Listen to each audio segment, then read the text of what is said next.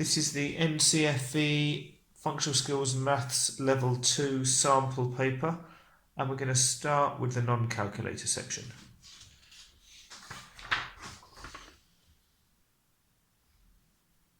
Activity 1, flat share.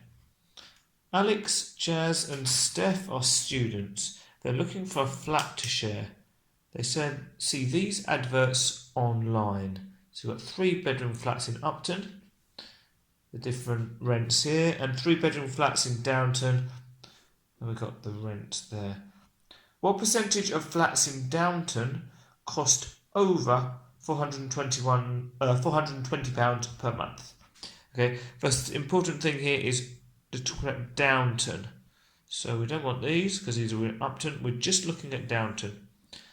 And it's what percentage of flats cost over 420. Well, that one's over 420, and that one's over 420. So that's 2 of them, and in total we've got 1, 2, 3, 4, 5. So it's 2 out of 5. That's the answer as a fraction, but they want the answer as a percentage. So to turn it to a percentage, we'll multiply by 100. And the best way to do this without a calculator is to do the multiplication first and then divide. So 2 times 100 is 200, and then we need to divide by 5. So we can do that with the bus-stop method. So 5 into 2 doesn't go. 5 into 20, or 5, 10, 15, 20, so it goes 4 times. And 5 into 0 goes 0 times. So we've got 40, and that's going to be 40%. Okay, and we've got the next part. They want to know which location is the cheapest. Use the median monthly rental prices to show which location is the cheapest. Okay, so we need to work out the median of Upton and Downton. Okay, now to work out the median, we want the middle value. So to do that, we need to order them from smallest to largest. So first of all, what I'm going to do is I'm going to visually look and see, well, what's the smallest? 433, 395, is that the 375? That's the smallest. So I'm going to label that number 1. What's next smallest? 389, that's 2. Next smallest, 395. Then that's the next smallest. Then this one, and this is the biggest one.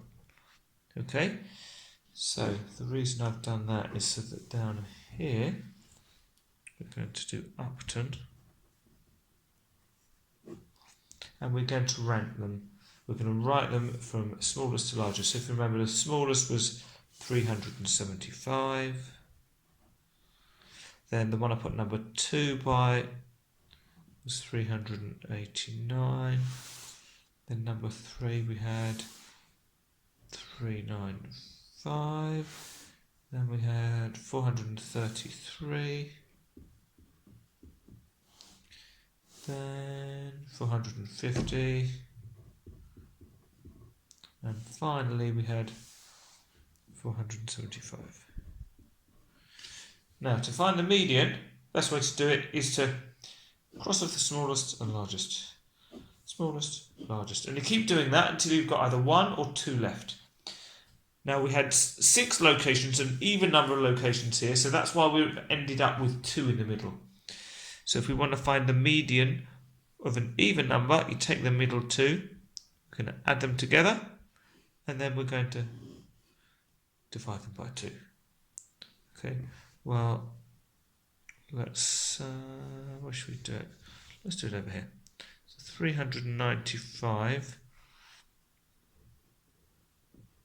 plus 433, well, 5 and 3 is 8, 9 and 3 is 12, so 2 carry the 1, 3 and 4 is 7, add the 1 is 8.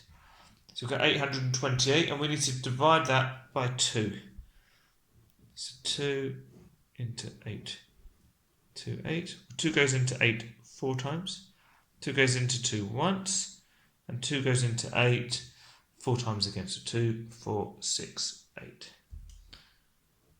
Okay, so the median for Upton, median equals £414. Now, we want to do the same thing for the other place, which is Downton. So we can do this again. Let's look, what's the cheapest one? 368? 330. So that's the cheapest. Then 368 is the next smallest. Then these are all in the 400s, but 412 is going to be next smallest. Then 425, and then 447. So we can do like before and write these. So the smallest one we had was 330. That was number 1. Then we've got 368. Then 3 we had 412. Fourth was 425. And then we had 447. So we can do like before, smallest and largest, and cross them off. Do the same with the next smallest and next largest. This time, because we had an odd number of values, we've only got 1 in the middle. So the median is 412. So use the median monthly rentals to show which location is the cheapest. Well, Downton's got the smallest median. So your answer, well, they say which place. So really, they want the location, or that's what they've asked for. So I'm going to put Downton, and we've got the value there as well.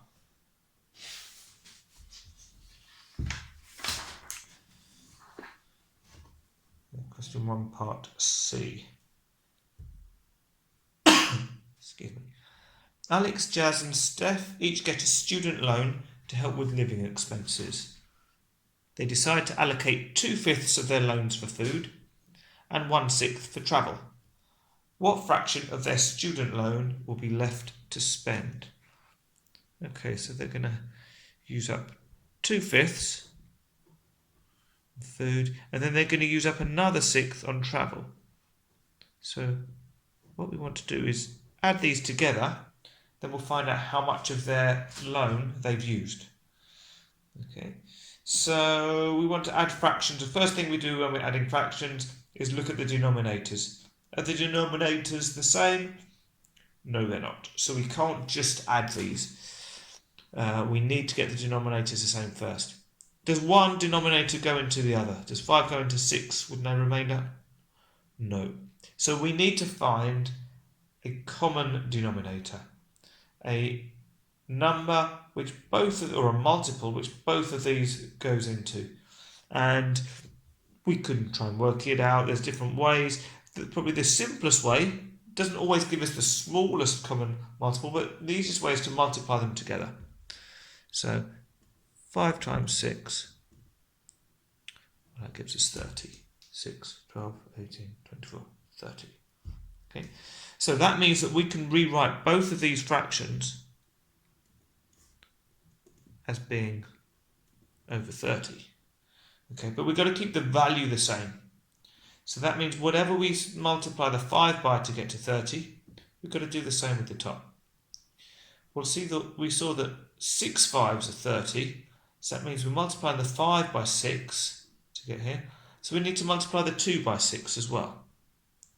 So 2 times 6 is 12. Now we've got a different fraction.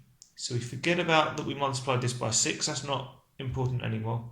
Now we're saying, well, with this fraction, the 6 has now become a 30.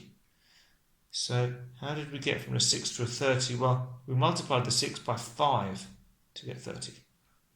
So we need to do the same to the top. So 1 times 5 is just 5. And now our denominators are the same. To add the fractions, we keep that denominator the same and just add the top. 12 plus 5 is 17.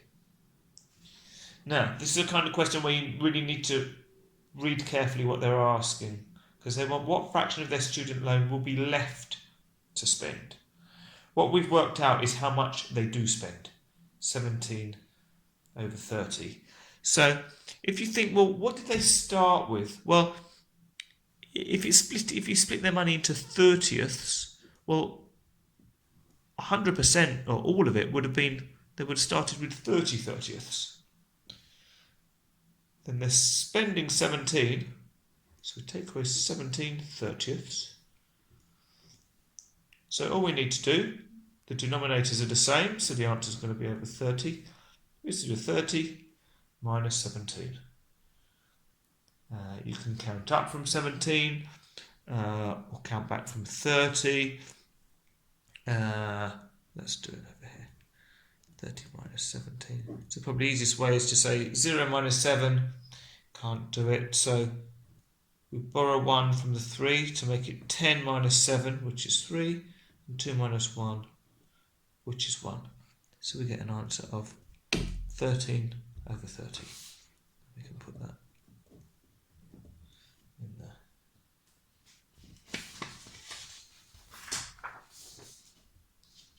Okay, question 1, part D. The students work out that together they have £5,400 each year to spend on rent. They find a flat to rent that will cost £5,200 per year. If the rent increases by 2% next year, will it still be within their budget? Show you're working. So really we're trying to increase this value by 2% and then see if it's more or less than the 5,400. So for working out 2% of something, you could say, well, let's do 2% is 2 over 100, and then multiply it by 5,200, and that would work. I'm going to show you a slightly different way. I'm going to say, well, if we've got 5,200, I want to work out what 1% of 5,200 is. Well, I know if I want 10% of something, I just take a 0 off. If I want 1%, I take 2 zeros off. So 1% of 5,200 is just 52. So if I want 2%, 5,200, well, it's just double. So 2 times 52, well, 2 2s are 4, and 2 5s are 10. So it would increase by £104. So now if we add that on to what we started with, 0 plus 4 is 4, 0 plus 0 is 0, 2 plus 1 is 3, 5 plus nothing is 5. So if the rent increases by 2% next year, it would be £5,304, which is still less than 5,400. So will it still be within their budget? Yes. Which I've got down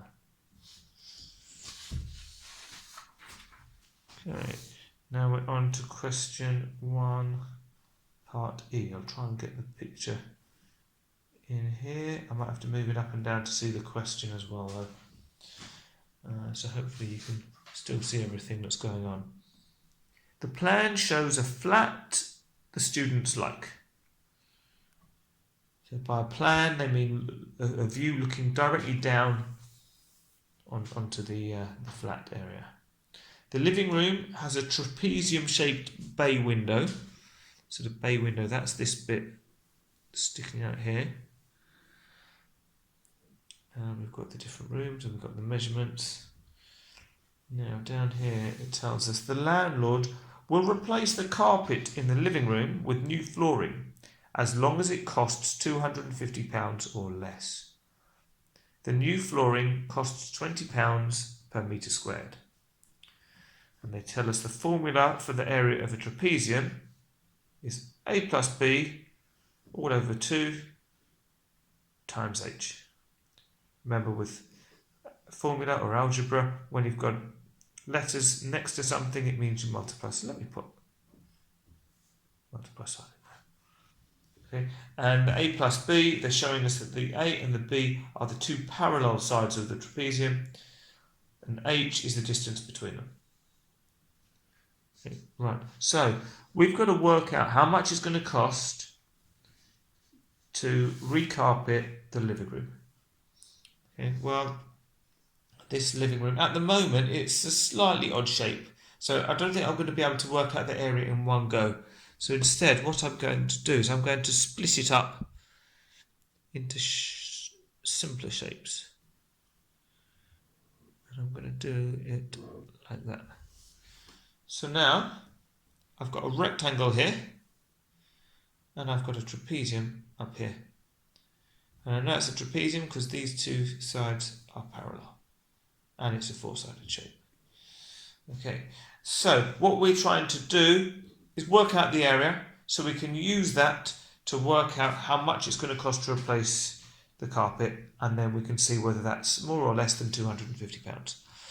So I think I'll start with the rectangle because that's the simpler one. So if you want to work out the area of a rectangle, let's put area of a rectangle. That's the length times the width, which in this case is 3.5 times 2.5. Now this is still in the non-calculator section, so no, I won't do it like that. What I'm going to do, I'm going to ignore the decimal points to start with. So we'll do it as if it's 35 times 25. So 5 times 5 is 25. 5 carries at 2.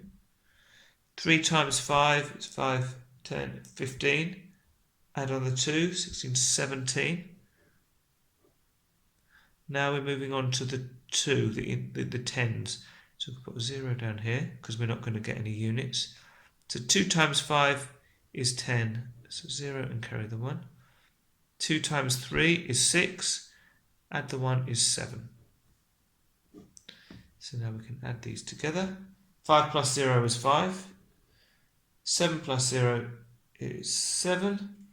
1 plus 7 is 8. Now, if you remember at the start, we had decimal points in these two numbers. So we need to put the decimal point back in because we've ignored them. We've sort of taken them out. And if you like, the way we took it out of this one, we moved the decimal point one place over here. And this decimal point, we took it out one place to over here. So we need to put it back in twice. If you think we moved it once and another one, so we need to, if the decimal point is here at the end of the number, 1, 2. So our answer is going to be 8.75, and that's going to be meters squared. That's the area of the rectangle. Now we want to work out the area of the trapezium, or the bay window. Well, they told us down here the formula is A plus B all over 2 times H, where A and B are the two opposite parallel sides. So our A plus B, let me rewrite the formula. So A plus B over 2 times H. Well, A and B are going to be 1.5, and B is this bottom one, which is going to be the same as this. It's 1.5 plus 3.5. Then we divide it by 2, and then we multiply it by H, which is this distance here, which is 1.4. Okay, so let's start off, well, 1.5 plus 3.5. 5 plus 5 is 10, so put the 0, carry the 1, but we've got a decimal point there, because these are lined up. 1 plus 3 is 4, add the 1 is 5. Well, if we've got the 5, what we're going to do by putting that into the formula we would end up with, so this is going to be 5 divided by 2 times 1.4. Now you might remember from a previous question that I said when you've got like a fraction times a number, it's usually easiest to multiply the top of the fraction by the number first and then divide by the bottom. Okay, so we're going to do 5 times 1.4. Okay, and as we've also seen, the best way to do that is to ignore the decimal point and put it back in afterwards. So 5 times 4, 4, 8, 12, 16, 20. So 0 carry the 2. 1 times 5 is 5, add the 2 is 7. So we've got 70. So that's the 5 times the 1.4. We need to put that decimal point in. So we moved it out one place, so we need to put it back in. So we've got 7. But we still need to divide by the 2. Now, different ways of dividing by the 2. Now, the easiest way is to use our sort of times table. So 2, 4, 6. So it goes in, so 7 divided by 2 goes in 3 times, and 1 left over, but it's 1 out of 2, so it's 3.5, which we can write as 3.5. And that's going to be meters squared. So we've got the area of the rectangle, we've got the area of the trapezium, so now we want to add those together. So now let's go down here.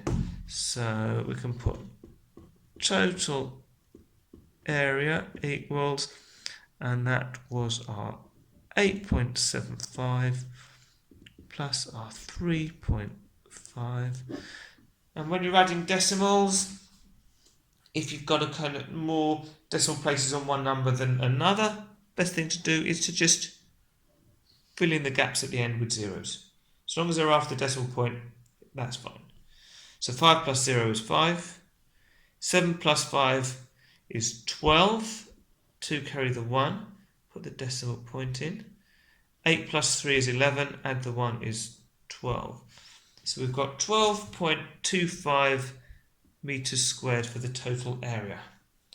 Now the new flooring costs £20 per meter squared.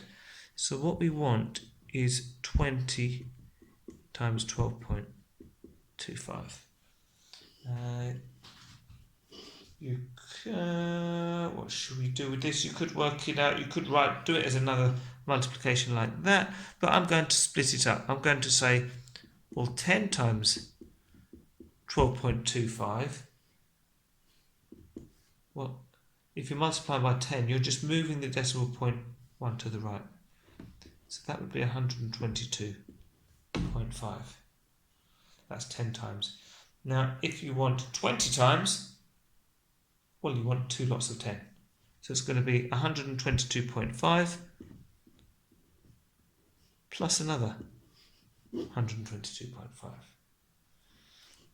So 5 plus 5 is 10. So 0 carry the 1, decimal point. 2 plus 2 is 4, plus 1 is 5. 2 plus 2 is 4, 1 plus 1 is 2. So £245, and that's our total cost. And we can say that this is less than 250.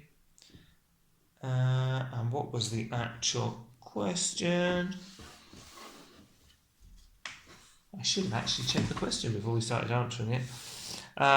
Will the landlord replace the carpet with the new flooring?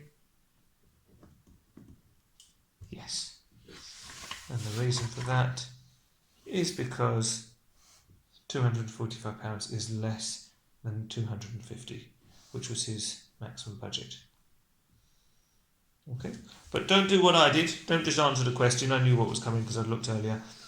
Make sure you read the question first so you know what it is you're trying to answer. Otherwise, it's very easy to assume what the question is and answer something completely different. As I say, I did know what was coming, but I should have done it properly. Okay. And finally, we've got question 1, part F. Alex, Jazz and Steph decide to rent a different 3-bedroom flat. They choose their bedrooms. Alex's bedroom has an area of 12 metres squared. Jazz's bedroom has an area of 18 metres squared. Steph's bedroom has an area of 20 metres squared. They decide to share the rent between them. Option 1 is they share the rent equally between them. Option 2, share the rent based on the area of their bedrooms. Which option will work out cheapest for Jazz? Okay. Well, under option 1, if they share it equally, that means he's going to pay a third of the rent. Okay. Under option 2, based on the area of their bedrooms, well, Jazz's bedroom is 18 metres squared, and what's the total? Well, if we add these up, so 12, 18 and 20, 2 and 8 is 10, carry the 1, 1 and 1 and 2 is 4, and 1 is 50. So his room is 18/50ths of the total area. Okay, so we want to compare these. We want to find out which is smaller, because that's what he wants to know, because that's going to determine which is the cheapest rent for him. So what I'm going to do first of all, I think this fraction can be simplified. Basically, at the moment, it's difficult for me to look at these and say which is the smallest one. So I can see this can be simplified.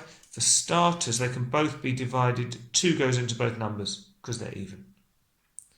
So how many times does 2 go into 18? 2, 4, 6, 8, 10, 12, 14, 16, 18. So it goes in 9 times. And how many times does 2 go into 50? Well, let's do that up here.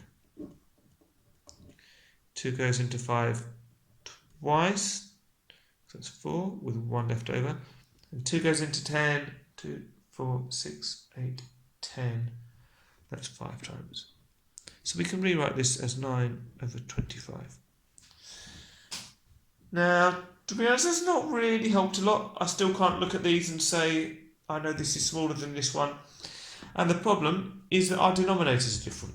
So we can't compare the 2 fractions easily. So let's get the same denominators. And if you remember from before, if we know they're different, we say does one denominator go into the other? So does 3 go into 25? No, well 3 8s are 24, so it won't work. So instead, let's multiply them together. Let's do 3 times 25. So 3 5s are 15, 3 2s are 6, and the 1 is 7. So that means we can write both of these fractions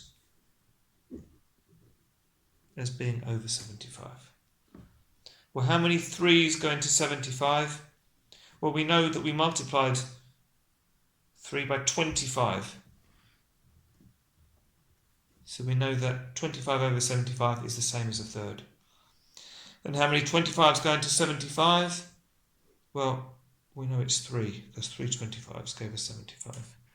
So if we multiply the 25 by 3, we multiply the 9 by 3. And 3 9s are 27. We want to know which gives the cheapest, so the smallest fraction for him. Which is smaller, 25 75ths or 27 75ths? Well, it's this one, 25 75ths. So that is option 1.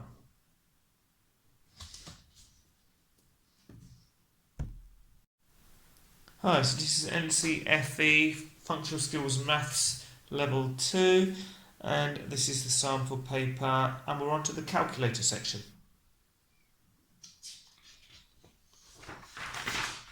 Right. So, activity 2. If you're wondering why it's activity 2, activity 1 was the non-calculator section. Pollution. Ali sees an article about the health risk from pollution caused by cars and other vehicles. And it says, College News, air pollution, toxic school run poses health risk to thousands. The article states that every year 970,215 working days are lost due to air pollution related illness. Write 970,215 as a number. Okay, so use the commas to split it up. So we're doing this bit first. 970,000. So we've got 970 to show it's 1,000. I'll put the comma in. And then we've got 215.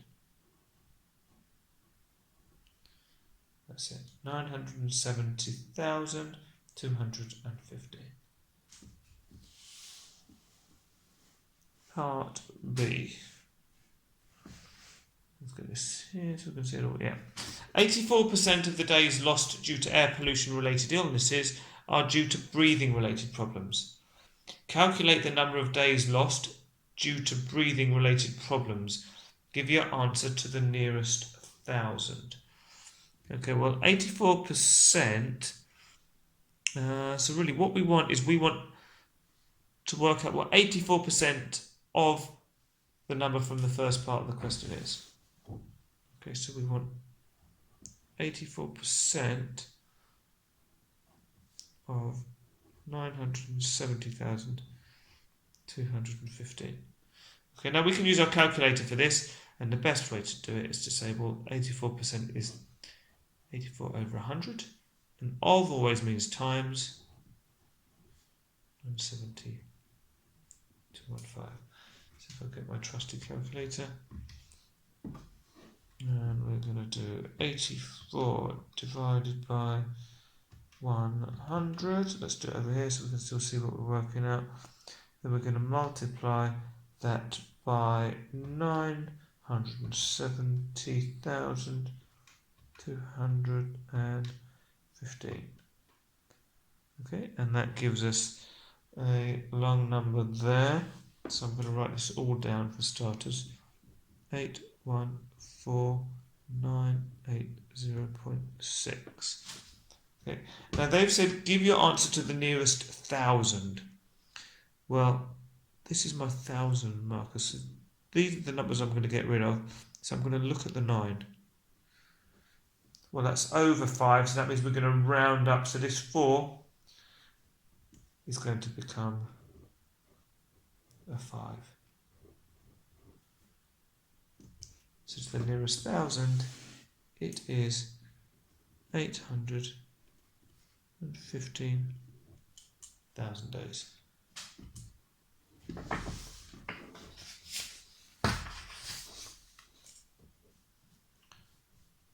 Question 2, part C. Schools and colleges can have very high levels of air pollution if they're close to a main road. This is a map of the area around Ali's college. So we've got the main road here, we've got the college, and we've got this distance. It's shown as 7 centimetres. At its closest point, the main road is 0.35 kilometres from the college. What scale has been used for this map? Give your answer in the form 1 to n, where n is the number we're trying to work out. Okay, well, so what we're saying really is this 0.35 kilometres is sort of equal to this, to 7 centimetres, but we're trying to work out what our scaling factor is. So this is in kilometres, that's in centimetres, so let's get them in the same units. So 0.35 kilometres, well, if I want to turn that into metres, I need to multiply it by 1,000. So if we multiply it by 1,000, well then what we get, if we get 0.35, to multiply by 1,000, we're going to be moving our decimal point 3 places, because there's 3 zeros, to the right. So 1, 2, 3, so we have to put a 0 in there. So 0.35 kilometres is equal to 350 metres. Okay, we just multiplied it by 1,000 and now we've got it in metres. Okay, now to get it into centimetres, well, I know that there's 100 centimetres in a metre. So we need to multiply it by 100. So 350 multiplied by 100, so that means we need to move the decimal point 2 places to the right. Well, at the moment, we haven't got any decimals, so the decimal point is here. So we've got to move it 1, 2 places to the right, to there. So we've got to fill in with zeros. Okay, so that is going to be 35,000 centimetres. Okay, so they've got 7 centimetres on the map. This is what I was working out. Hopefully you can see it now. So what we're saying is 7 centimetres on the map is equal to 35,000 centimetres in real life. If we want to know what the scale is, well, we need to know how many times 7 centimetres goes into 35,000. So we can say 35,000 divided by 7, and we can do this on a calculator, or if you want to be a bit clever with it, you can say, well, 35 divided by 7. We've got 7, 14, 21, 28, 35. So 7 goes into 35 5 times, and then you just put the 3 zeros on the end. But use a calculator. I'll do it with a calculator as well, just to show. So 35,000 divided by 7 gives us 5,000. So that's our scaling factor. They want the answer in the form 1 to our factor. So we're going to write 1 to 5,000.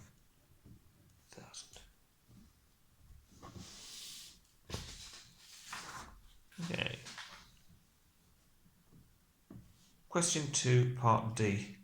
Some students drive or get a lift by car to and from college.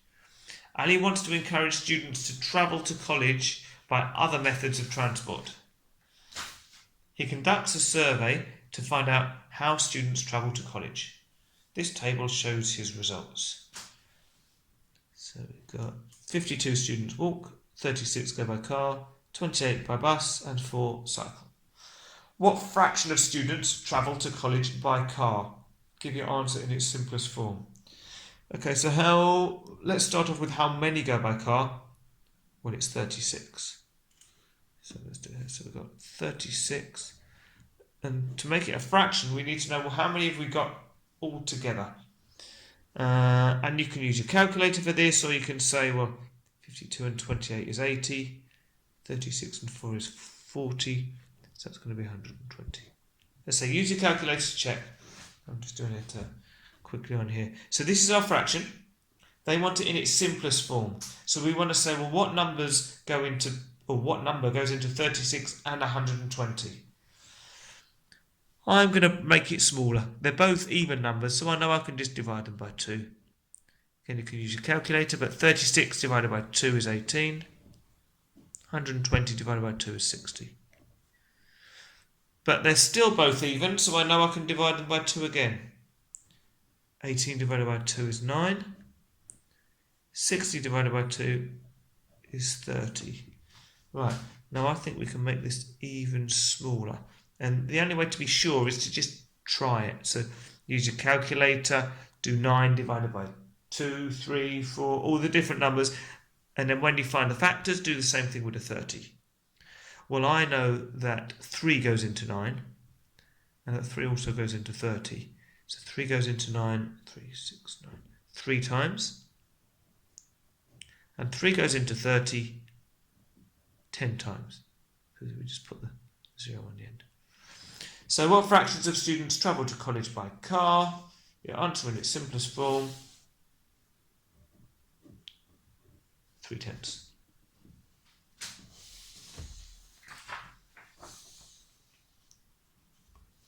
Question 2, part E. Ali wants to find out how much pollution is produced by students travelling between home and college by car. He asks the students that travel to college by car how far they live from the college. The students attend college on 164 days per year. And this table shows his results. So there are 13 students that live between 0 and 1 kilometre, 11 students that live between 1 and 2 kilometres, 7 that live between 2 and 3, and 5 students that live between 3 and 4 kilometres. And he finds this conversion graph for fuel consumption. So it allows you to go from miles per gallon to kilometres per litre and the other way around. We're then told the average fuel consumption of a car is 38 miles per gallon, and a typical car produces 2.44 grams of nitrogen dioxide per litre of petrol used. Okay. Now, let's find what the actual question is. Ali uses the estimated mean distance to calculate the average amount of NO2, which is nitrogen dioxide, produced. Calculate the average amount of NO2 produced by a student who travels by car to and from college for 164 days. Right, okay. Well, the first thing is they're asking us to use the estimated mean distance. So that's the first thing I'm going to work out. And I can work out the estimated mean distance from this information here. Now, at the moment, if we wanted to work out the mean, we'd take the total observations or the total values and divide by the frequency. So the number that we've got. Well, the frequency is the easy bit because the frequency is going to be the total number of students. So we can do that now. 13 plus 11 is 24, and 7 is 31, and 5 is 36. So that's our total frequency. Now, the total of our values is harder because we've got ranges. We've got between 0 and 1, 1 and 2, 2 and 3. So what we want to work out, and often they would give you an extra column for this. We want to work out the midpoint. And this is the bit where they're saying to use an estimated mean distance, because the estimate is that what we're saying is, well, we don't know. These 13 students, they might all live next door to college, or they might all live 1 kilometre away. Without that information, we're going to make a reasonable assumption which says, well, let's assume that all of them live halfway in between. And the best way to find halfway in between is to add the two values together and divide by 2. Well, with this 0 and 1 added together is 1, divide by 2, you just get a half, or 0.5. Now you can do this on your calculator, you can add them together and divide by 2, or hopefully you'll be able to see, well, halfway between 1 and 2 is going to be 1.5. Halfway between 2 and 3 is going to be 2.5. And halfway between 3 and 4 is going to be 3.5. So what we're saying is there are 13 students that live 0.5 kilometres away. So if we want to work out the total distance these students live from college, well, we need to multiply them together. We're going to do this for all of them. So we want 0.5 times 13,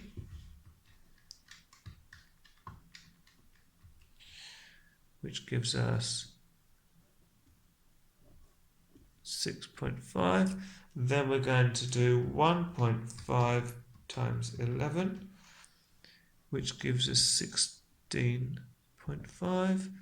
Then we want 2.5 times 7, which gives us 17.5. And finally, we want 3.5 times 5, which is another 17.5. So if we add these up, we are going to get the total distance from college that these students live. So 6.5 plus 16.5 plus 17.5 and plus another 17.5, which gives us 58, and that's going to be kilometres. Okay. So for our estimated mean, we need the total of the values, which is 58, and we're going to divide it by the total frequency, how many students we've got, which is 36. Now let's see on a calculator, see if this gives us something nice. 1.61111, so not that nice, but we'll write it 1 recurring to show that it keeps going. Right, so we've got that at the moment. We've got the estimated mean. Okay. Now, we worked out the estimated mean because it says Ali uses the estimated mean distance to calculate the average amount of nitrogen dioxide produced. But they want us to calculate the average amount of nitrogen dioxide produced. Now, we are told down here that the average fuel consumption of a car is 38 miles per gallon, and then we're told a typical car produces 2.44 grams of nitrogen dioxide per litre of petrol used. So the first thing we want to do, well, the first thing on this part is to use our little chart to turn 38 miles per gallon into a figure kilometres per litre, because then we can use it down here. Okay. So we are interested in 38 miles per gallon. So what I've got to do is find 38 along here. Well, here's 30, here's 40. Now let's see, we've got 1, 2, 3, 4, 5 squares along here. But in total, we've got a gap of 10 from 30 to 40. So if we've got 5 squares, 10 divided by 5 is 2. So that means each of these must equal 2. So in other words, that would be 32, 34, 36. And this is the one we want, 38. So I'm going to draw a line up from 38. And find where it meets our conversion line, and then I'm going to do a line across from where it touches, which is about there, and that's coming out between these two lines. So if that's 10 and that's 15, that's going to be 11, that's going to be 12, that's 13. So this is in between. That's 14. So it's between 13 and 14.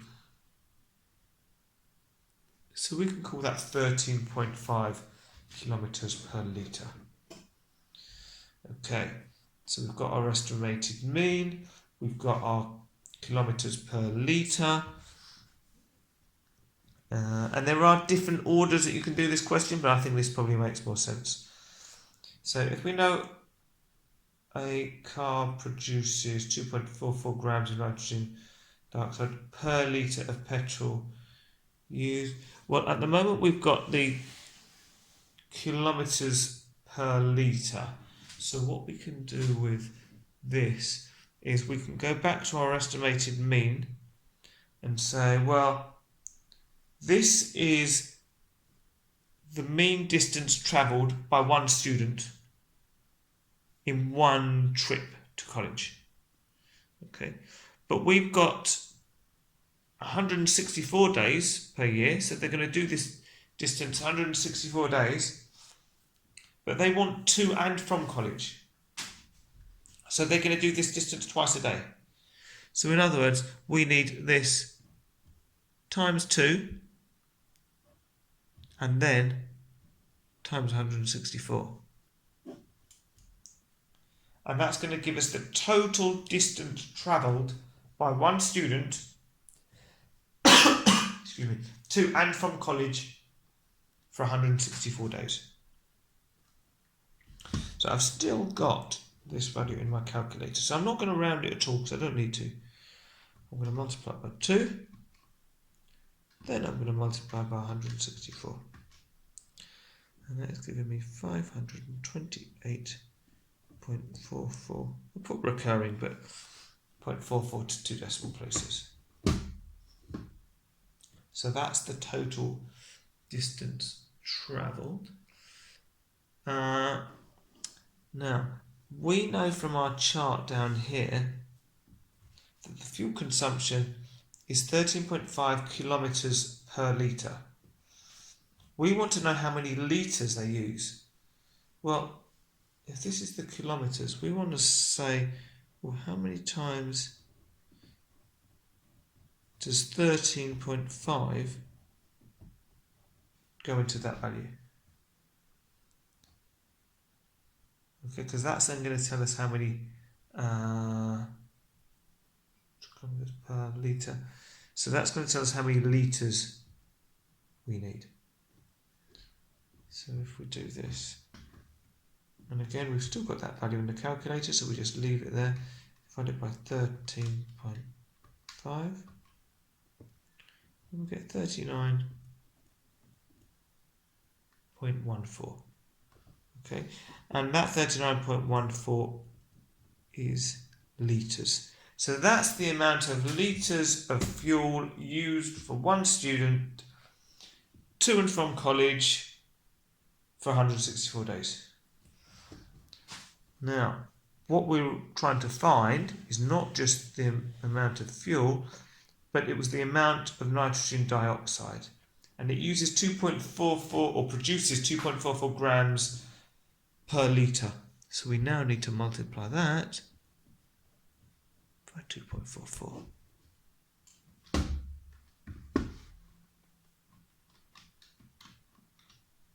And again, I haven't rounded, I've kept everything in the calculator. And we get 95.51. And now it's my final answer. So now I'm going to round it to 2 decimal places. And the answer is in grams. Okay, so just to check exactly what we were asked. Calculate the average amount of nitrogen dioxide produced by a student who travels by car to and from college for 164 days. So it's exactly what we've done. We used this table here to work out our estimated mean. So that was the distance for one journey that it took. We then multiplied it by 2 because they've got to go to and from college. We then multiplied it by 164 because there's 164 days in a year. We then used our chart to say, well, we know the average fuel consumption is 38 miles per gallon. What is that in kilometres per litre? So we used that to get 13.5 kilometres per litre. We then said, well, if we're travelling 528.44 kilometres, let me put the units in there, it always helps. If we're dividing that by our kilometres per litre, well, then the answer is going to tell us how many litres of fuel we need, which was 39.14. And we were told a car produces 2.44 grams of nitrogen dioxide per litre. So we multiplied 39.14 times 2.44 to get the total amount of nitrogen dioxide produced by the car for those journeys. So a big question, lots of marks, quite long, very easy to make mistakes in it, but a lot of marks to get. If you break it down, turn it into lots of smaller questions, then hopefully you'll be able to get all the marks. And if not all of them, at least some of them. Okay, question 2F. Air pollution can affect the lungs. Research has shown that for school-aged children, exposure to nitrogen dioxide is associated with reduced growth in lung volume. This scatter diagram shows the results of a study into lung capacity. Okay, we've got our little chart here. So we've got increase in lung capacity over a period of 8 years up here, and the units in litres.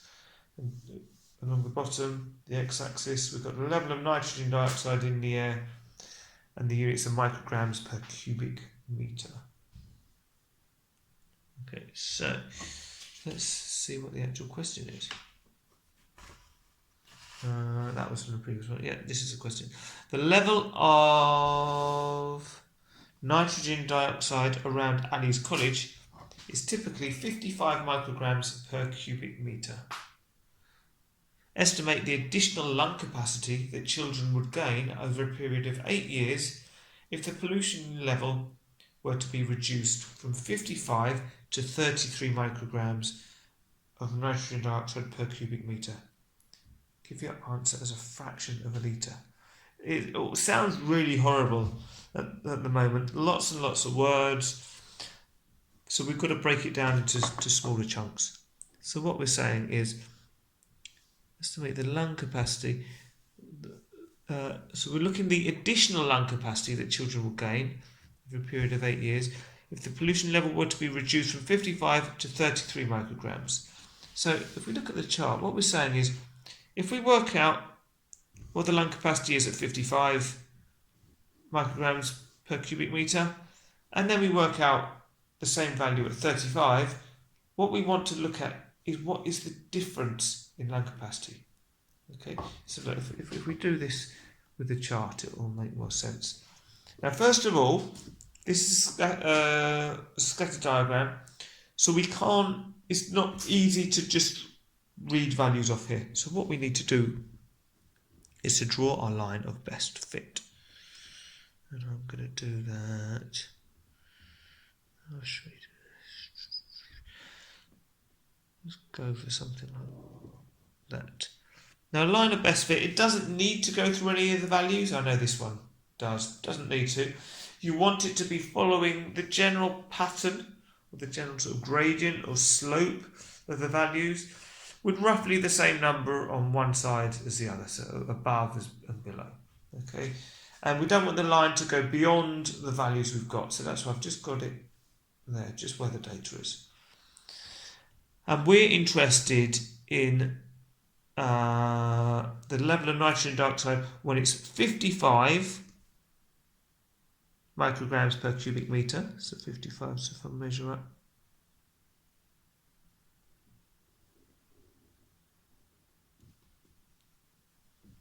and that crosses about here. If we read along, and that's, we'll call it halfway between these two. So if this is 1.30, that's 1.35, then this is going to be 1.31, 1.32, 1.33, 1.34. So if it's halfway between 1.31 and 1.32, well then it's going to be 1.315.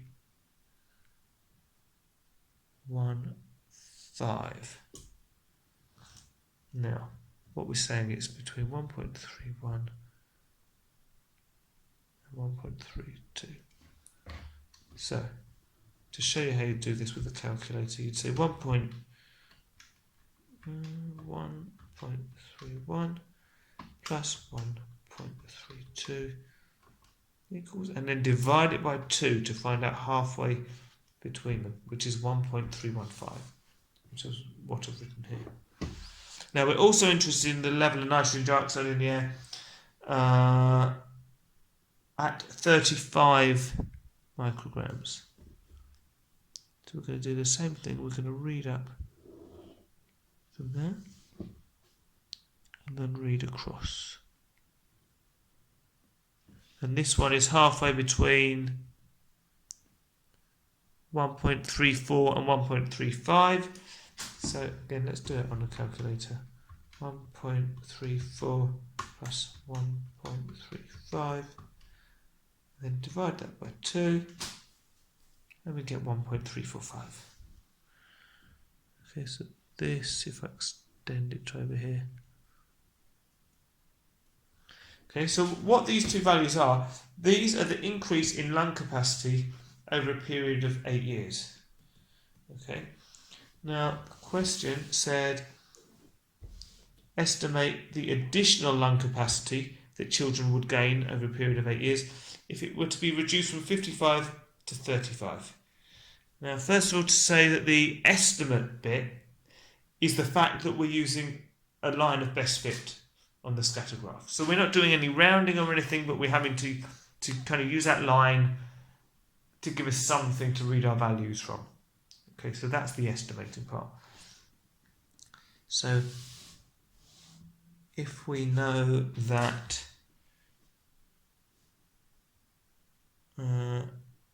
when there's 35 micrograms in the air, the increase in lung capacity is 1.345. And before that, at 55 micrograms per cubic metre, the increase in lung capacity was only 1.315. So we want to see what the difference is between them. Okay, so obviously you can use a calculator, but 5 minus 5 is 0, 4 minus 1 is 3, 3 minus 3 is 0, 1 minus 1 is 0. So the increase in lung capacity over a period of 8 years is going to be 0.03, and that's going to be litres. But what they've asked for, if we come back to here, is give your answer as a fraction of a litre. Well, we've just said it's 0.03 litres. Well, if you remember with decimals, this digit after the decimal point is our tens. Sorry, not tens, tenths. And this is our hundredths. So if we've got 3 hundredths, we can write it as 3 hundredths. We've now got it in a fraction, and we've even got our units. Okay. So again, quite a long question, quite involved, but you break it down into smaller chunks and it's very manageable. Okay, activity 3. Boxes of chocolates. Kate works for a chocolate company. Her job is to supervise the packing chocolates into the packing of chocolates, I think that is. I don't think you get any bonus marks for spotting the spelling mistakes, but it always makes me feel a bit happier knowing that they're not perfect. She sets up the computer to print the labels for the boxes. The label needs to be a 6 cm by 5 cm rectangle. She needs to program the computer with the coordinates of the corners of the label. A is one corner of the label, which we can see down here on our chart. Each square represents 1 centimetre squared. So 1 square on here. Draw one possible position for the label on the grid and write the coordinates of each corner. Well, the important bit is this. It's 6 centimetres by 5. It doesn't say if it's landscape or portrait, but I'm going to do it landscape. So 6 centimetres. So 1, 2, 3, 4, 5, 6. Okay, because what I'm trying to draw is the label on here. And then we're going to work out what the coordinates are. Okay, so one corner. Then it's 5 centimetres down. So 1, 2, 3, 4, 5. So we'll have another corner there. And then we need to go back 6 this way. 1, 2, 3, 4, 5, 6. And it should be 5 back up to A. 1, 2, 1, 2, 3, 4, 5. Yes, good. Okay, so let's draw this label properly.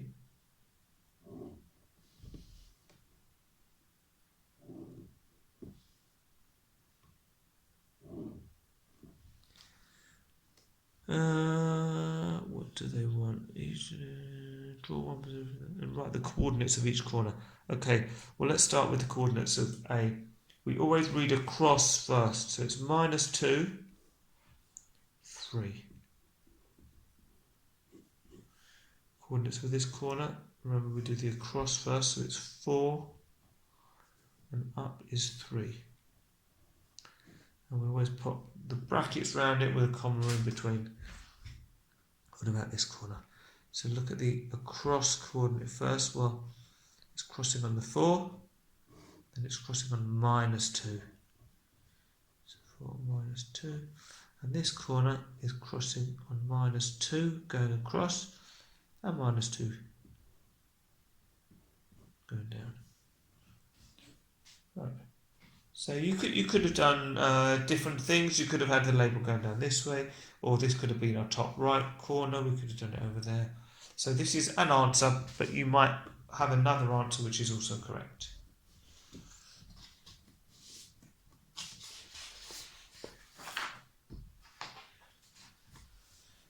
Okay, 3 part B. This is a diagram of a box to be filled with chocolates. The box is a cylinder. The diameter of the box is 11 centimetres and the height is 22 centimetres. And they've usefully put those measurements on there for us as well. Okay. Calculate the volume of the box. Right, well, if we want the volume of a cylinder, if you don't remember the formula, then it's not the end of the world. You can try and reason it out. Okay, so think, well, if I want to work out the volume is how much is inside. So let's work out, if I work out the area of the end of the circle, then I could just multiply it by the height. So the volume, let's say of cylinder, equals area of circle times height. Okay, and the area of a circle, and you do need to know this one, is pi r squared. And we're told that pi is 3.14, so it's 3.14, and r squared means the radius, so it means r times itself, times r. Well, we haven't got r, but we have got the diameter. If you remember, the radius is half of the diameter. It's the distance from the centre of a circle to the outside. So r is equal to 11 divided by 2. You can use your calculator, which gives us 5.5 centimetres.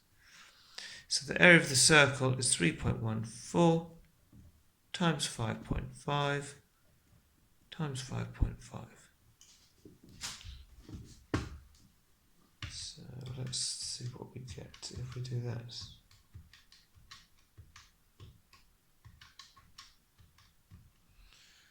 And we get 94.985. That's the area. So the volume is going to be this 94.985 times the height, which is 22 centimetres. So we don't need to round this, it's just our workings, we keep it in there. And we get 2089.67, and our units are going to be centimetres cubed, because it's volume. Okay.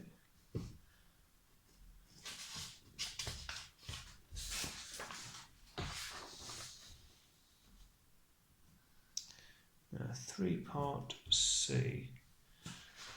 We're told the boxes are filled with chocolates and weighed. The target weight of each full box is 294 grams. A box is automatically rejected if it is less than 98% of the target weight. Kate looks at the weights of 10 boxes of chocolates. And we've got these 10 weights here. Use this data to estimate the probability that the next 2 boxes will be rejected. Show your answer as a percentage. Okay, you might see the word probability and think, oh, I don't know what to do, but don't worry about it. Work on what you can do. So the first bit, we know that a box is rejected if it's less than 98% of the target weight. Well, that's the target weight. So, well, let's work out what 98% of it is. Okay, that's going to give us something that we can use. So 98% of 294 grams. Well, that's going to be 98 over 100 times 294, which is 288.5 0.12 grams. Now you might be saying, why am I doing the fraction first and then the multiplication? Because when I was doing the non-calculator section, I was multiplying first and then dividing.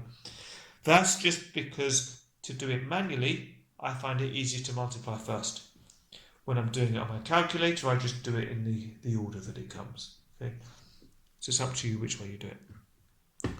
Right, so this is the value we use to see if a box is rejected or not. So it's rejected if it's less than 98%. So if it's less than this, it's rejected. Is this rejected? No, this one's okay. Is this rejected? Yeah, it's less. 284 is less than 288. Rejected. This is above, that's okay. That's above, that's okay. That's above, that's above. 285. Get rid of that one. 299 is more, that's okay. 300 is more, so that's okay. So, how many do we reject? Well, we reject 1, 2, 3. 3 out of how many? 1, 2, 3, 4, 5, 6, 7, 8, 9, 10. So we reject 3 out of 10. Now they're talking about, they want percentages, so let's multiply it by 100 and turn it into a percentage. So we'll just do 3 divided by 10 times 100. So that gives us 30%. So there's a 30% chance that a box is rejected. Now they've asked us, use this data to estimate the probability that the next 2 boxes will be rejected. So what that means is that the probability of one box being rejected is 30%, so we said 30%. Now for both of them to be rejected, well, it's 30% times another 30%. Okay. And to do this, I prefer to do it as decimals, so I'll say 30%, that's the same as 0.3 times another 0.3.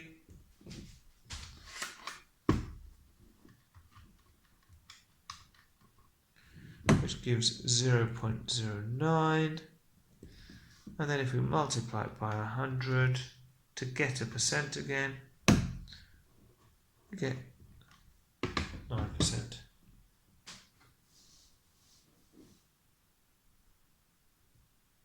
Okay, sort it out, chopping off the answer at the bottom.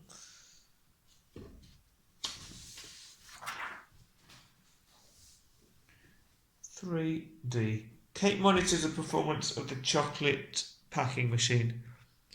Using plus and minus, complete the table showing the difference between the target weight of 294 and the 3 box weights.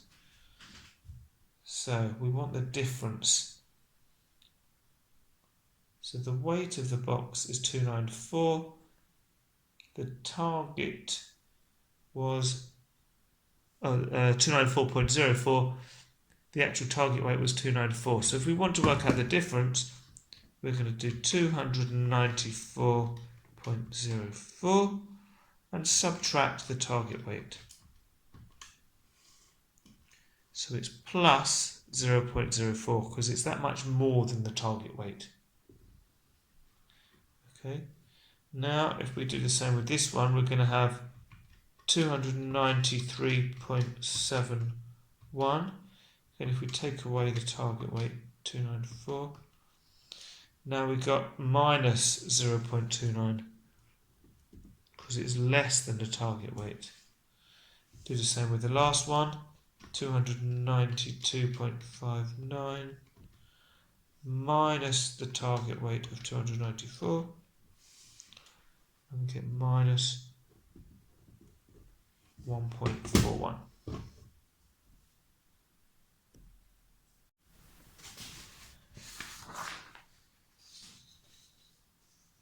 Part E. Kate must check that chocolates are distributed in the boxes in the correct proportions. There are 4 types of chocolate: mint, caramel, fudge and toffee. The types of chocolates are produced in the ratio of 2 to 3 to 3 to 1. So that means for every 2 there's 2 mint, There's 3 caramel, 3 fudge, and 1 toffee. She opens a box that contains 27 chocolates in total. 8 of them are fudge chocolates. Kate thinks that the box contains the correct number of fudge chocolates. Is she right? Explain your answer. Okay, well, I like to do my little table, so I'm going to use a ruler for this one. Okay, so we're going to have mint, caramel, fudge, toffee, and then we're going to have a total as well.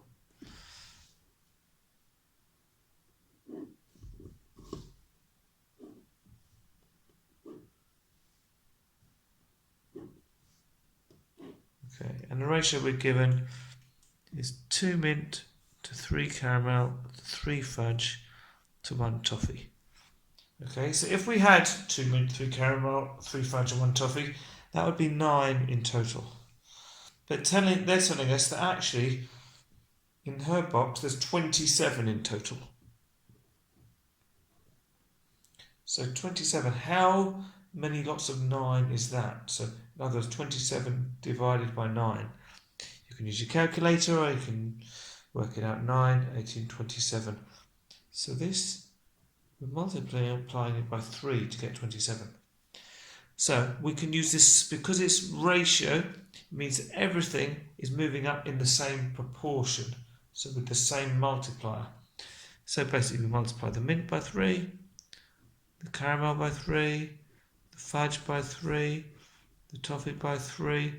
So if we had 27 in total, we should have 2 times 3, which is 6 mint. We should have 3 times 3, which is 9 caramel. 2 times 3 is 9 fudge. 1 times 3 is 3 toffee.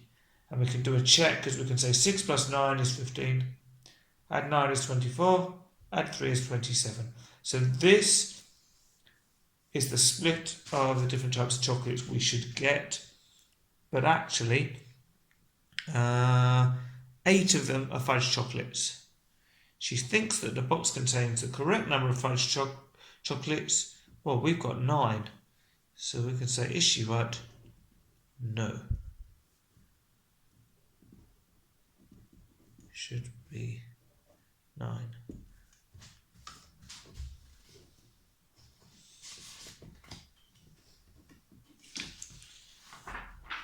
Okay, 3, part F. Kate checks the number of boxes of chocolates produced each hour. The table shows the number of boxes produced over the last 24 hours. Okay, we've got all of these different ones here. What is the mode of the number of boxes of chocolates produced per hour? So the mode is the number which occurs the most. Okay, so what I'm going to do is I'm just going to look at each individual number and see how many times we've got them. So 1494. Well, let's write it down. 1494. So when I've counted out, I'm going to tick it off. So we've got 1, 2. There's another one. 3, 4, 5, 6. So we've got 6 of those. Let's move on to the next number. 1522. How many of these have we got? 1, 2. Just the 2. I'm doing it very quickly. Obviously, you can take your time to do it a bit more carefully. So then we've got 1, 5, 1, 3. So we've got 1 of them. That's the only one. 1498. How many of these have we got? 1, 2, 3. Next number is 1521. So we've got 1. I think that's just the one. What number next? So we've used all of these. 1473. We've got 1, 2. Then what's next? 1502. Got 1 of those. That's it, just 1. Next next number not used, 1518. Got one of them. Two of those. Next number 1512. Got one. That's it. 1501. Got one of them. That's all. Then 1517. Got one of them. Again, that's all. 1493. We've got one. That's it. What number? 1500. So we've got one there, two there, and that's it. And all of the numbers have been used. So let's just do a check. If we add them up, we should get 24. So 6 and 2 is 8, 9, 12, 13, 15, 16, 18, 19, 20, 21, 22, 23, 24. Okay, and the mode is the one that we see the most, which is 1, 4, 9, 4. Now, I've done this very thoroughly. It's only 1 mark, so if you want to do it quickly, you can maybe just say, what can I see the most of?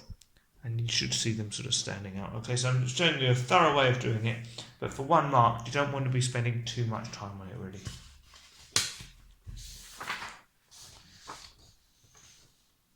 (3G). Kate needs to show how the boxes of chocolates will be packed. She needs to fit as many boxes of chocolates as possible into the delivery box. So this is our box of chocolates, and this is the delivery box down here. Okay.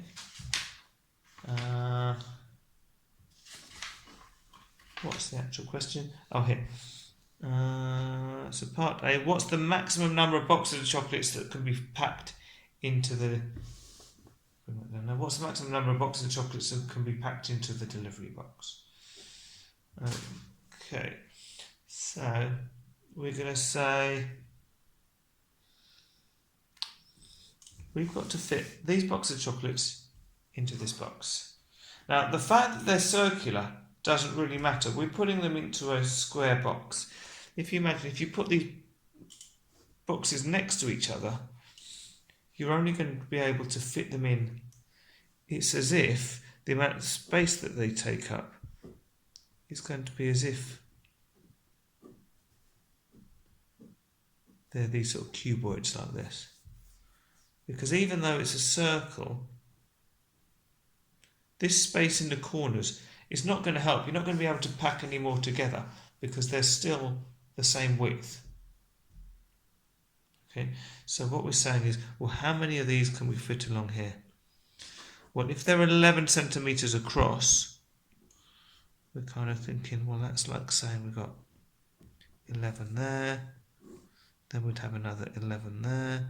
So basically, how many times can we fit 11 in that way? And it's 55 divided by 11, which is 5. That's going across this way. Now, what about going back that way? Well, it's the same again. 55 divided by 11 equals 5. So we can fit 5 this way, 5 that way. That means we're going to have a total of 5 times 5, which is 25 boxes.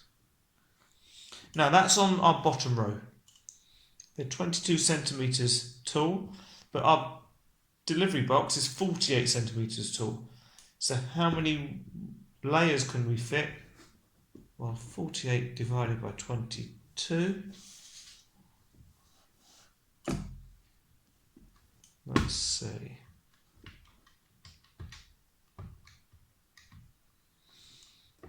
.18, but we can't have 0.18 of a box, so we can only have 2 layers. So basically we've got 25 times 2, which is 50 boxes. Okay. You see, it's only 1 mark for that, so if someone knows a quicker way of doing it, then that's fine. Okay, then for part B, explain your answer by drawing a sketch of the plan view and elevation of side A. Well, the plan view is looking straight down onto delivery box. So if we've got our delivery box, and we can just do, it says a sketch, so it doesn't need to be really accurate, but the box is going to be something like that. And if you remember from before, we said we could fit 5 boxes going across that way. So we're going to have 1, 2, 3, 4, 5, something like that. And we also worked out that we would have 5 going that way. So we're going to have 1, 2, 3, 4, 5. So now we just need to fill them all in. Okay, and it does say a sketch. So if it looks a bit rough, that's absolutely fine. Okay, we can see that we've got 5 going across, 5 going that way, so in total we've got 25. Now we want the elevation of side A. And side A was this, well, it kind of looks like the front view, but side A there. So if we're looking at it from that point of view, we're going to have, well, it was, we've got 5 going across, but if you remember they were 22 centimetres tall, but the whole box was 48. So if you've got 22 and 22, you can have a gap of 4 up there. So what we're going to see is something like this. So we're going to have, we know we can fit 5 across. So something like that. We've got our 5 boxes of chocolates on the bottom layer, another 5 on the second layer, and this gap on top that we don't need. Okay, that's what they want.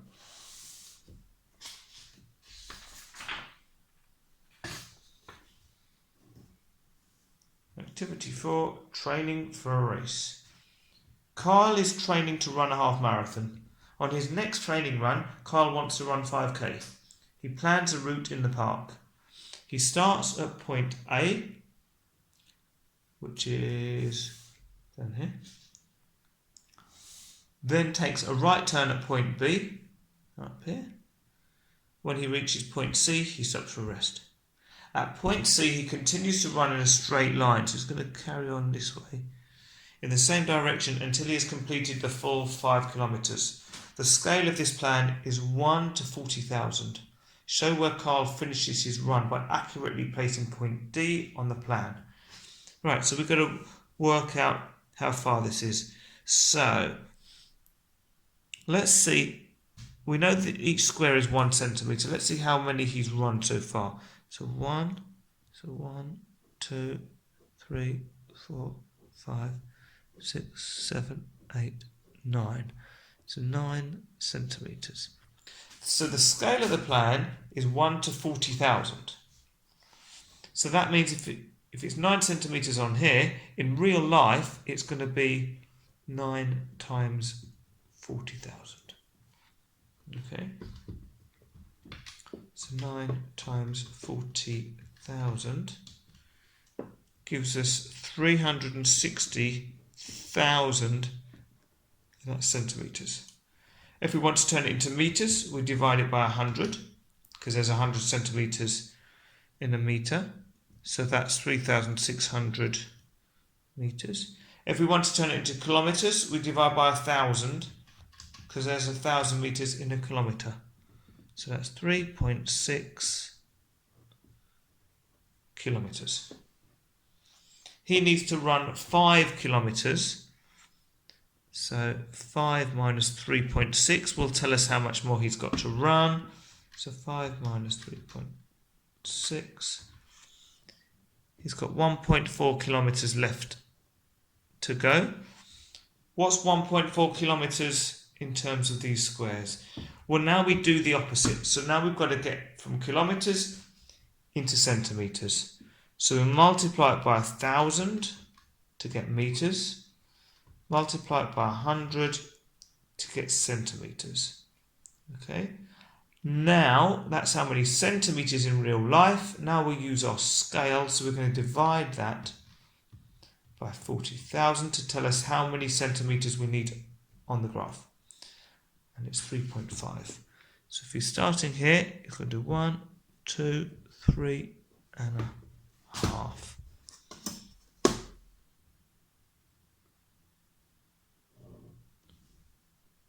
Mark that there.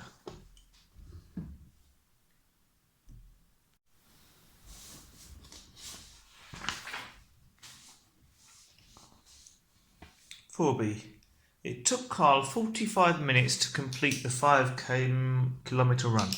This time was 5% longer than his previous time. How long did Carl take to run his previous 5 kilometre run? Show your answers to 2 decimal places. Okay, some people will start straight away saying, okay, I need to work out 5% of 45 minutes. No, that is not the way to do it. This time was 5% longer than his previous time. That means that 45 minutes is actually 105%, because it's 5% more than his previous time. And what we're trying to find out, his previous time, which was 100%. So what we need to do is we need to divide by 105% and then multiply it by 100%. Okay, so we're going to have 45 divide by 105.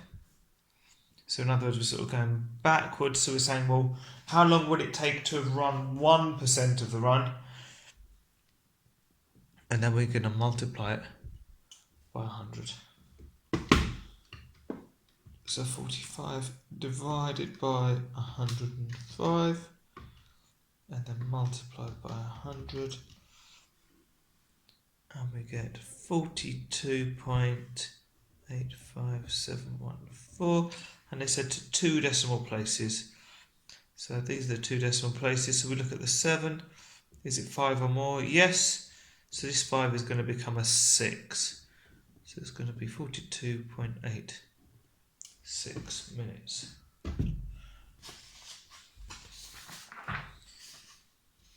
(4c). Carl thinks that the outside temperature affects his running speed. He collects some information on the days he's completed a 5 kilometre run. So when it was 17 degrees, he took 46 minutes, 12 degrees, 38 minutes, and so on. Produce a scatter diagram to show Kyle's data. And they've given this space here.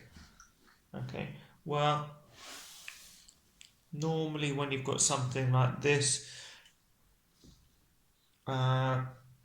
height or temperature or something like that generally goes along the y-axis, the up, and something like time tends to go along the x-axis.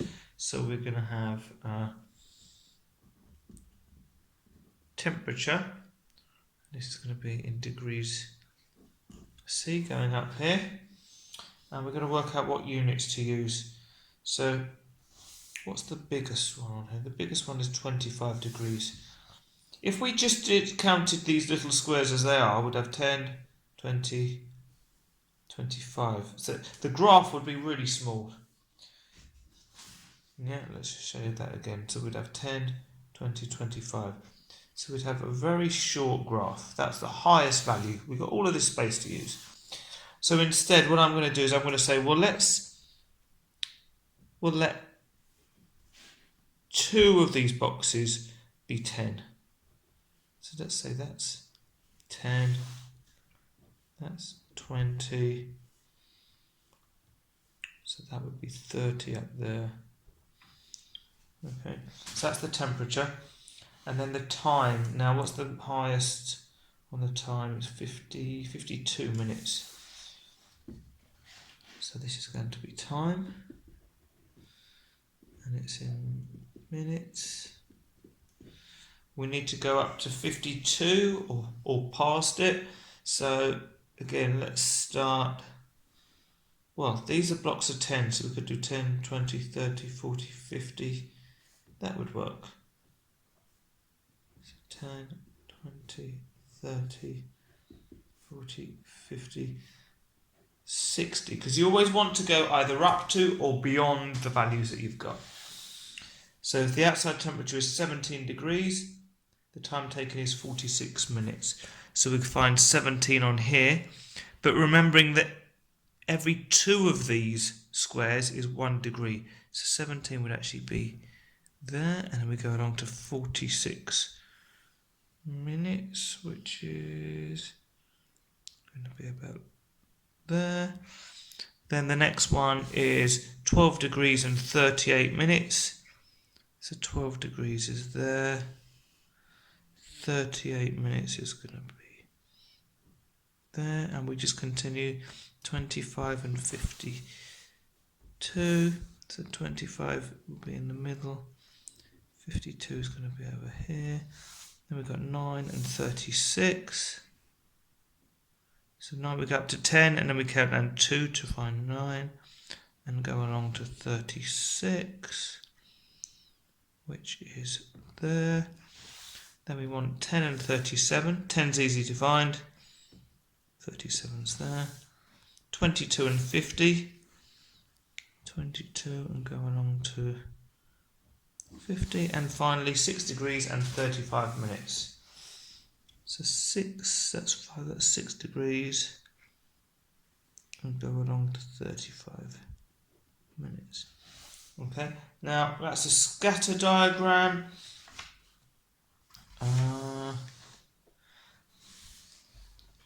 Now, if you just asked to do a scatter diagram, then what we've done is fine. But because we were asked to use your scatter diagram in 4C, that means we're going to need to put a line of best fit on here. So again, we want to find a line that shows the overall sort of slope or gradient of the data with a roughly equal number above and below. We've got slightly more above, but the ones below are a little bit further away, so it sort of averages out. Okay. So for part D, we've got use your scatter diagram in 4C. Kyle wants to calculate his likely time to run the half marathon. The half marathon is 13.1 miles long. We're told that 1 mile equals 1.6 kilometres. The forecast temperature for the race day is 15 degrees.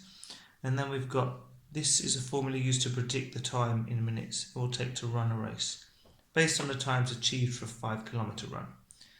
So D, so we need the distance in kilometres, and then we need the time taken to run 5 kilometres. Now that is what we can get from our graph. So we're told the forecast temperature for the race day is 15 degrees. So now, this is where we do some plotting.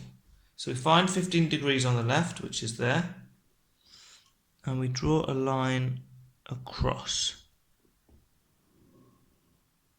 And that meets right here. If we draw a line down, this comes out, that's 43 minutes. Okay, so we can use our formula. So D is the distance in kilometres. Well, we know it's 13.1 miles. If 1 mile is 1.6 kilometres, then 13.1 miles are going to be 13.1 times 1.6. So 13.1 times 1.6 is 20.96 kilometres. Okay, so that's how long the race is, so that's our D. So we're going to have 20.96 divided by 5 times 1.12 times T, which is a time taken to run 5 kilometres, which, if you remember from here was 43 minutes. So times 43. So now we just put this all in the calculator. So 20.96 divided by 5 times 1.12 and times 43. And that gives him a time of 201 point, I'll do this in 2 decimal places, 88, but it's a 6, so we're going to round up. 0.89 minutes.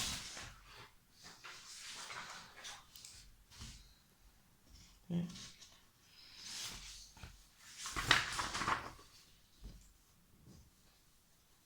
Part 4E.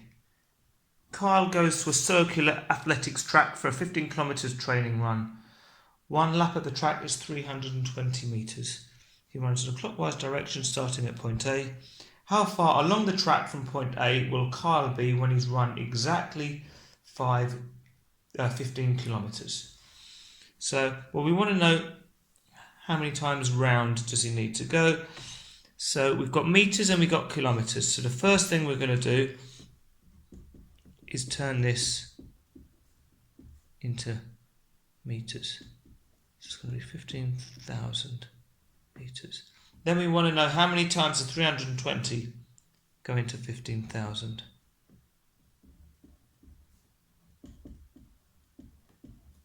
Okay. So 15,000 divided by 320. Well, it's 46.875. Now, we're not interested in the 46 bit, the whole number. We want the remainder bit. So if we take off the 46, that means he runs 0.875 of a lap at the end. And that's what we want, because how far along the track will he be when he finishes? So we're going to have 0.875 times 320, because that's how long the track is.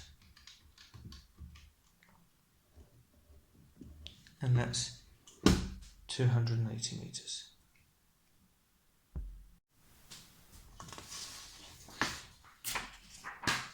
For part F, a different runner starts at point A, which is here, and stops at point B when he's run exactly 0.8 of a lap. C marks the centre of the circular track. Calculate the angle marked X. So X is this angle here. Okay, well, if you remember, in a full circle, we've got 360 degrees. This is 0.8 of a circle, or a lap, which is a circle here. So it's going to be 360 times 0.8.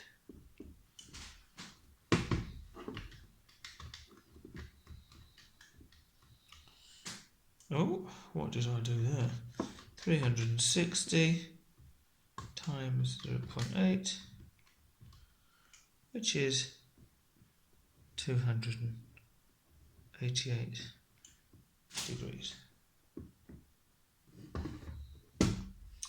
Okay, so I hope you did well with this paper. These are very challenging, these papers, so don't worry if you're preparing for Pearson or City and Guilds and you find this a little bit trickier, that they do tend to be more challenging. But there's more of my videos on my YouTube channel, so please do have a look and like and comment and subscribe. Really appreciate it. Thank you very much.